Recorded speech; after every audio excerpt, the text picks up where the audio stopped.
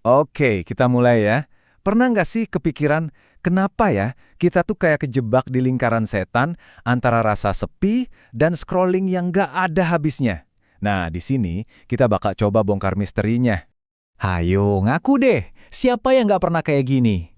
Niatnya cuma mau lihat satu video lucu, tahu-tahu udah sejam aja lewat. Ini tuh bukan cuma kamu doang ya, ini fenomena gede banget loh. Angkanya 1,012 miliar. Gila kan? Itu jumlah pengguna video pendek cuma di Tiongkok aja per Desember 2022. Bayangin, ini bukti kalau kebiasaan ini tuh udah mendarah daging banget di hidup kita. Oke, jadi apa sih sebenarnya akar masalah dari scrolling tanpa henti ini? Apa hubungannya sama rasa sepi dan kecanduan? Nah, ada nih sebuah penelitian keren dari tahun 2024 yang ngulik mahasiswa buat cari tahu apa sih pemicu utamanya? Dan lihat angka ini, 60,2%. Itu bukan angka main-main loh. Artinya, kesepian itu masalah yang serius dan super umum, terutama di kalangan anak muda. Ini jadi latar belakang penting banget buat penelitiannya. Nah, sebelum lanjut, penting nih buat kita sepakat dulu. Kesepian di sini tuh bukan berarti lagi sendirian secara fisik ya, tapi lebih ke perasaan, kayak ada gap gitu antara hubungan sosial yang kita pengen sama yang kita punya. Itu definisi yang dipakai di penelitian ini. Satu lagi yang perlu digarisbawahi. Kecanduan video pendek ini juga bukan cuma kebiasaan jelek biasa. Ini udah levelnya beda, sampai bisa bikin gangguan nyata, baik buat fisik, mental, maupun kehidupan sosial kita. Oke, ini dia temuan utamanya. Simple banget. Makin sepi seseorang, makin gampang dia kecanduan video pendek. Kelihatannya jelas ya. Tapi, tunggu dulu. Ceritanya ternyata jauh lebih rumit dari itu. Nah, ini dia petunjuk pertamanya. Ternyata ada pemain tengah atau perantara gitu di antara rasa sepi dan kecanduan itu. Dan yang pertama adalah dukungan sosial. Ini masuk akal banget kan? Penelitiannya nunjukin kalau makin kita merasa kesepian, kita juga makin merasa nggak punya dukungan dari orang lain. Ya, rasanya jadi kurang terhubung aja gitu. Terus, nyambungnya kemana? Ya ini dia. Kalau dukungan di dunia nyata kurang, pelariannya kemana? Ke dunia online kan? Cari hiburan, cari koneksi palsu, yang akhirnya malah bikin makin kecanduan sama video-video pendek. Eits, tapi nggak cuma dukungan sosial aja. Masih ada satu lagi pemain kunci di teka-teki ini.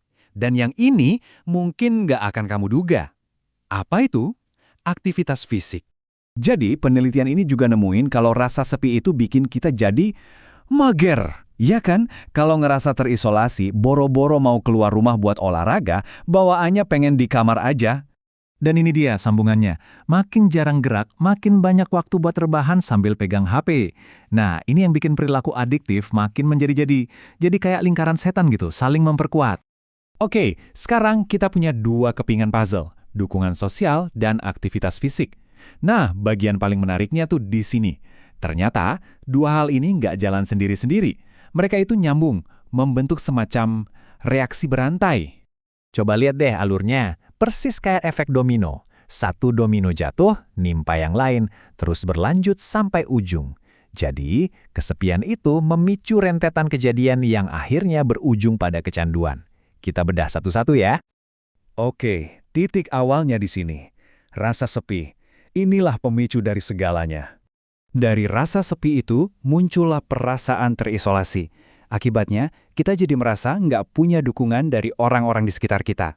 Terus, karena merasa nggak ada yang dukung, nggak ada teman buat diajak jalan atau olahraga misalnya, akhirnya jadi makin malas gerak. Motivasi buat aktif jadi turun drastis. Dan inilah ujungnya. Udah nggak ada dukungan sosial, ditambah lagi kurang gerak. Kondisi yang pas banget buat cari pelarian ke hiburan instan. Ya, video pendek. Akhirnya, kecanduannya makin parah. Terus, seberapa besar sih pengaruh efek domino ini? Nah, lihat datanya. Emang sih, efek langsung dari rasa sepi itu paling gede, hampir 80%. Tapi, coba deh perhatiin. Total dari jalur-jalur perantara tadi itu lebih dari 20%. Itu angka yang lumayan besar loh, nggak bisa dianggap remeh. Oke, kita udah paham masalahnya, udah lihat rantainya. Sekarang pertanyaan paling pentingnya, terus gimana cara mutusin rantai ini? Nah, enaknya penelitian ini nggak cuma ngasih masalah, tapi juga ngasih petunjuk solusinya. Jadi gimana caranya? Gampang. Karena kita udah tahu pemain tengahnya, ya disitulah kita serang. Kuncinya ada di dua hal, perbanyak koneksi sosial di dunia nyata, dan perbanyak gerak badan. Dengan fokus kedua hal itu, kita bisa memotong jalur reaksi berantainya. Jadi, bukan cuma pasrah sama rasa sepi, tapi kita aktif motong jalan yang menuju ke kecanduan. Ini caranya kita ambil alih kendali lagi. Sebagai penutup, saya mau kasih tantangan kecil buat Anda.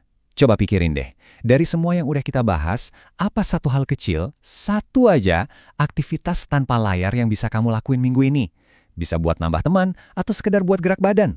Ingat, memutus lingkaran setan yang besar itu selalu dimulai dari satu langkah kecil.